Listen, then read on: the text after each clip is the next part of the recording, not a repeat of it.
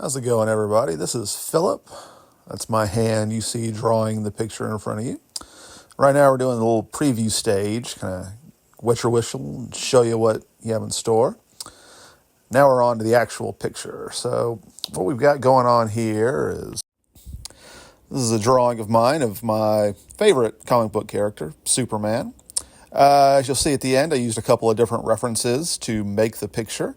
Right now, the base is a famous image by John Romita Jr.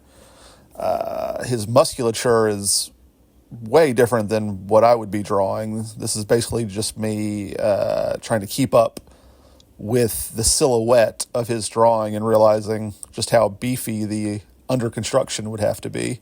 But I really liked it. When I started adding detail on later, the whole thing kind of took on sort of a Jim Lee-esque vibe. And you may have noticed in my last couple of videos, I had more of a Jose Luis Garcia Lopez, sort of old school 70s Marvel, John Buscema style, or at least is what I was going for.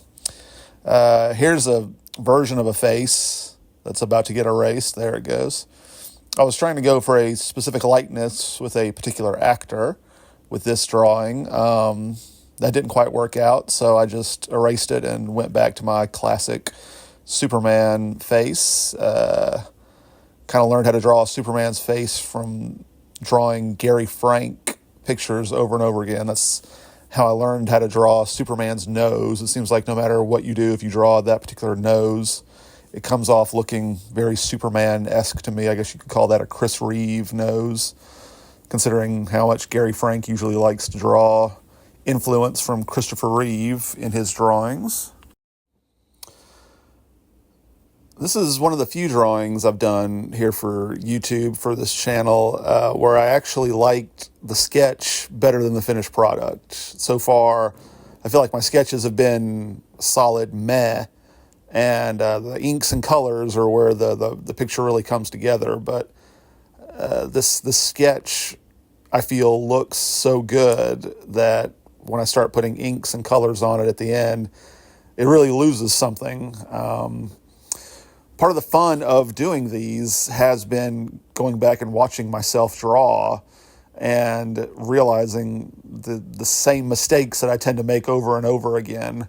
I liken it to like a quarterback watching game footage and realizing outside the heat of the moment, you can kind of study your style and the way you keep the things you do that you don't know you keep doing. I think on this one, though, I did a better job with these inks here, picking a light source and making sure that the parts of the body that are aiming towards the light source, the line is thinner and the lines away from them are thicker. I really liked drawing this cape. That worked out really, really well.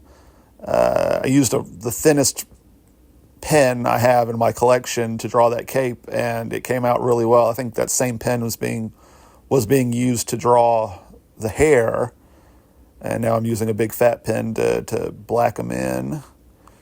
This is me erasing my pencil marks. This is the thing I enjoyed. The first couple of videos I did were just the audio of the drawing sped up really fast, and I thought it gave it a nice ASMR quality.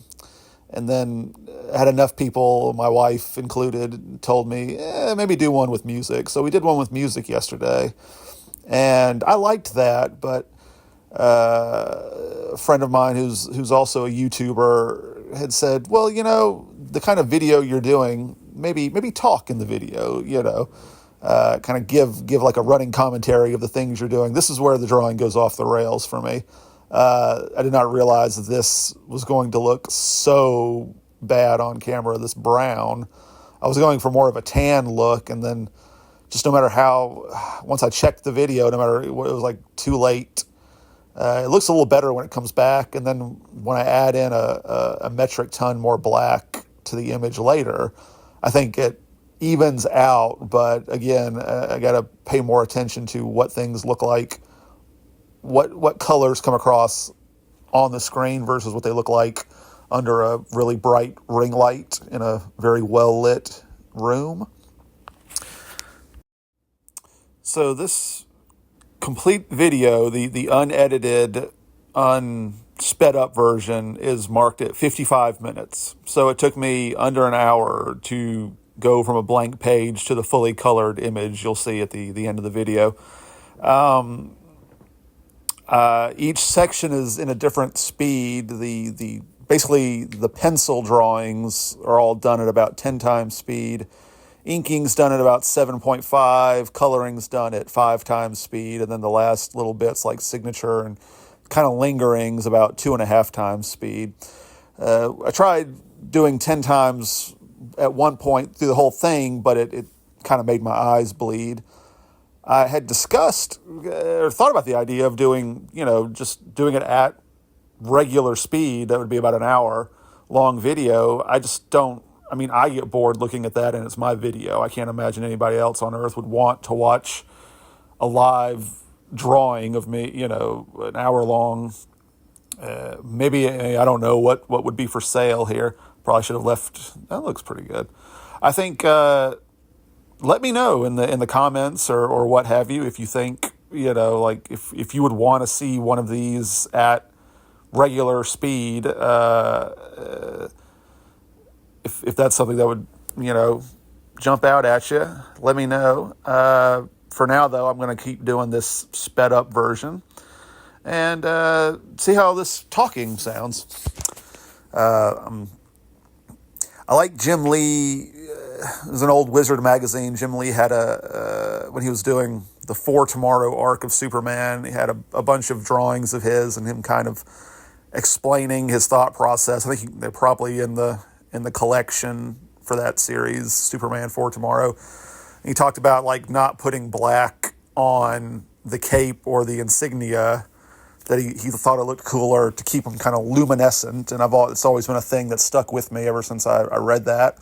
So I never put any rendering on the symbol. I like to kind of leave it as an icon, untouched on his chest. And then same thing with the cape. Just keep it luminous, like light is flowing through it, or that it's producing its own light. It's kind of how I like to do the cape. We're getting close to finished here.